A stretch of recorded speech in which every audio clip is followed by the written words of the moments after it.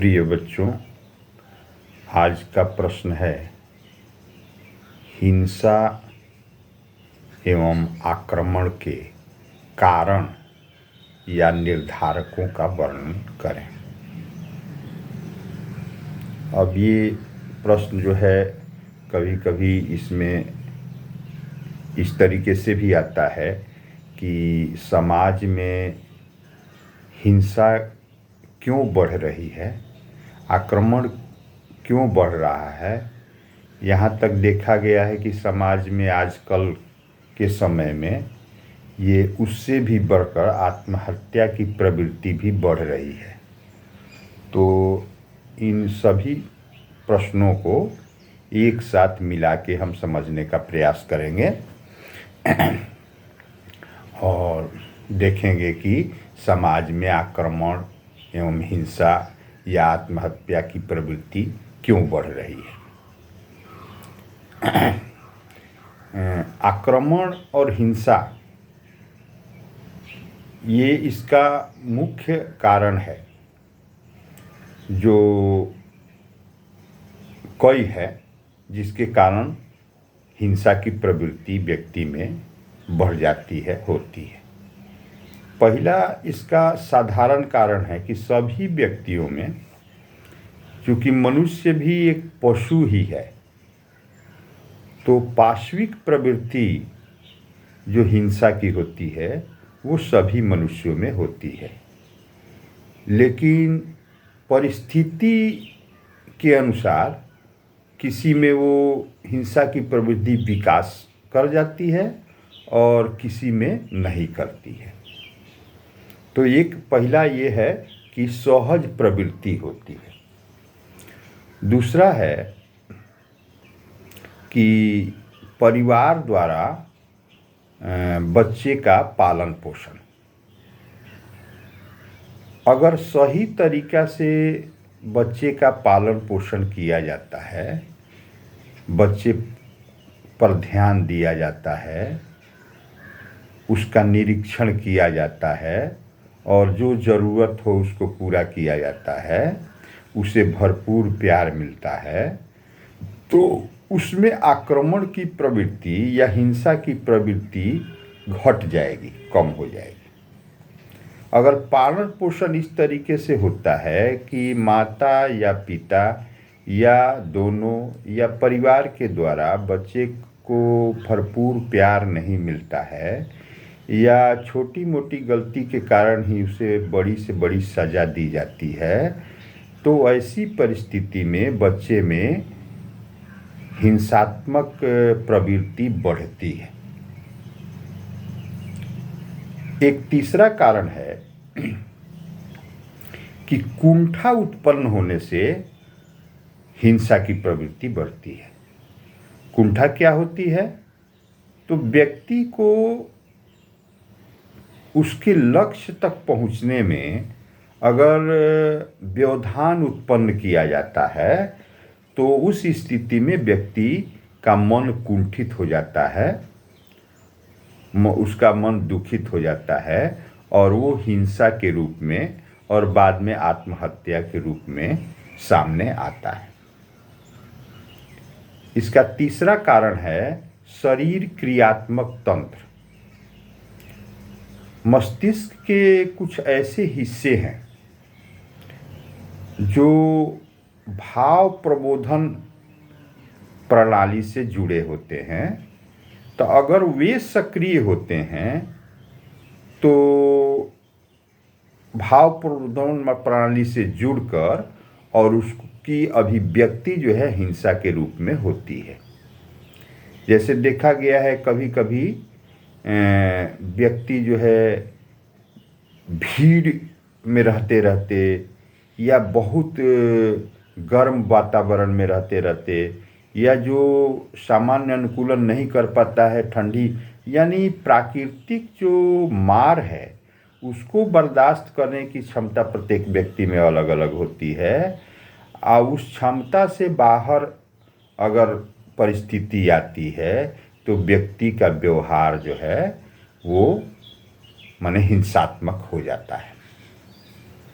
तो ये कारण हो गए सहज प्रवृत्ति, बाल पोषण और व्यक्ति में कुंठा।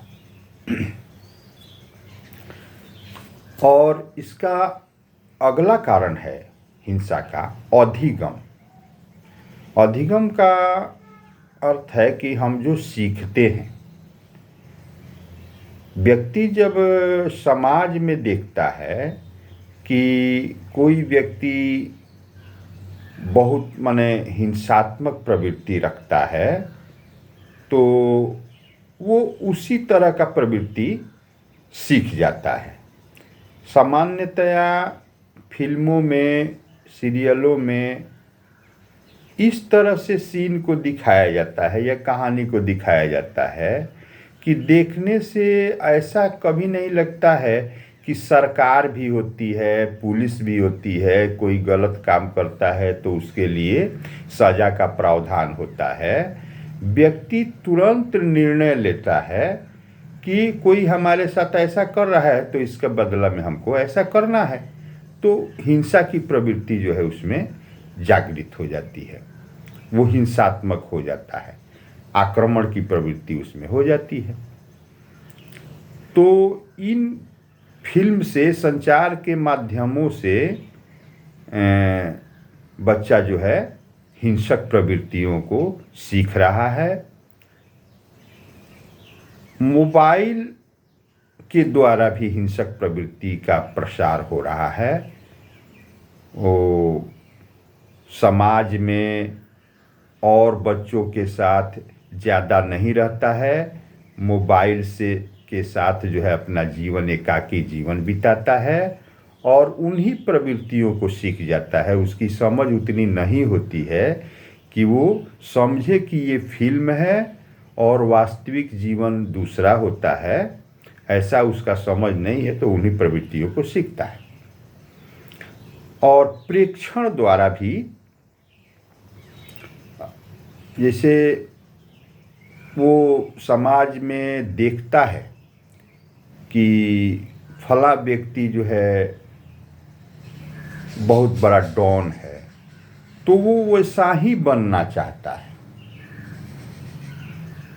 अब उसका परिणाम क्या होगा ये सब उसको पता नहीं होता है, लेकिन वो देखता है कि ये अच्छा है, ये शायद वीरोचित गुण है, एक वीर व्यक्ति के पास ऐसा गुण होना चाहिए।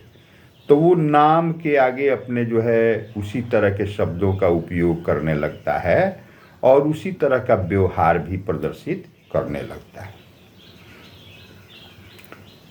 कुछ संस्कृतियों में जो थोड़ा अमानवीय हैं या उनमें निरंतर विचार विमर्श करके परिवर्तन नहीं होता है, तो उसके कारण भी समाज में हिंसक प्रवृत्ति बढ़ रही है। और कुछ अन्य भी कारण होते हैं, जैसे कुछ व्यक्ति स्वभावतः गर्म मिजाज के होते हैं, तो उनमें हिंसा की प्रवृत्ति अधिक पाई जाती है। कुछ व्यक्ति शांत स्वभाव के होते हैं, उनमें हिंसा की प्रवृत्ति कम पाई जाती है।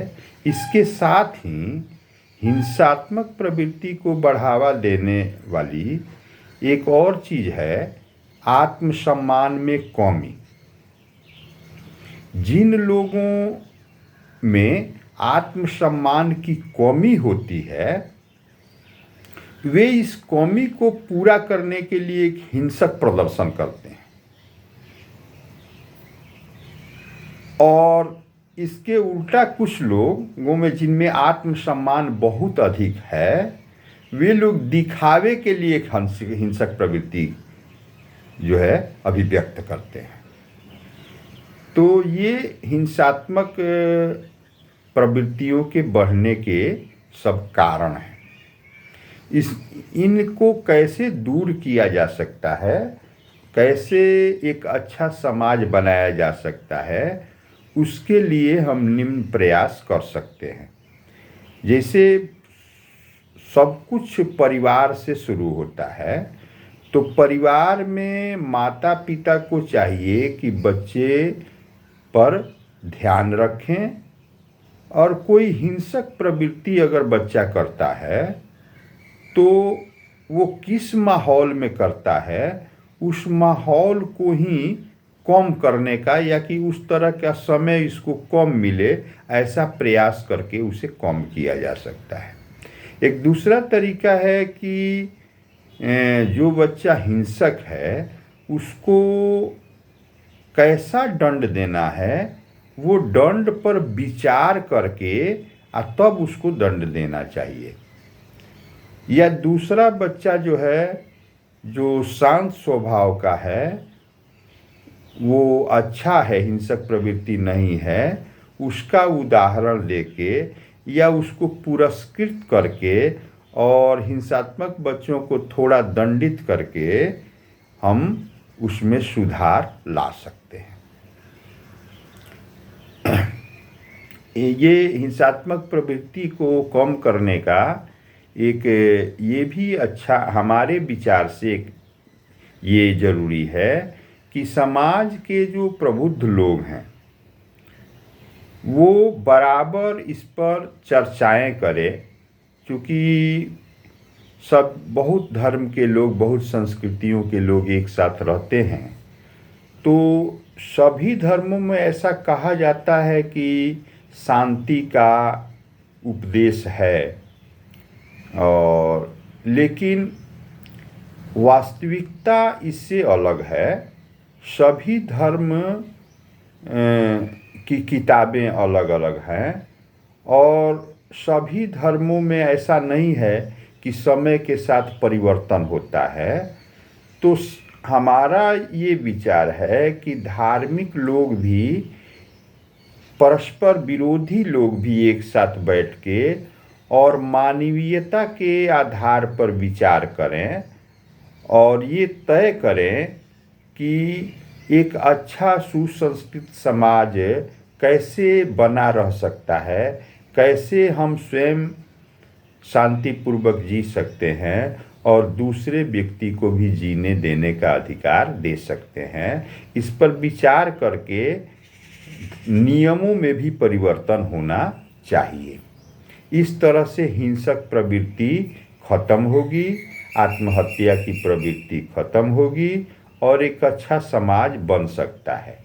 जैसे गांधी जी ने प्रयास किया था सत्य अहिंसा को अपनाकर, उन्होंने कहा कि विश्व में शांति तभी आ सकती है जब हम सत्य और अहिंसा को अपनाएं। इस तरह के चीज़ों को भी अपना के विश्व में शांति स्थापित की जा सकती है और हिंसक प्रवृत्तियों को रोका जा सकता है। धन्यवाद।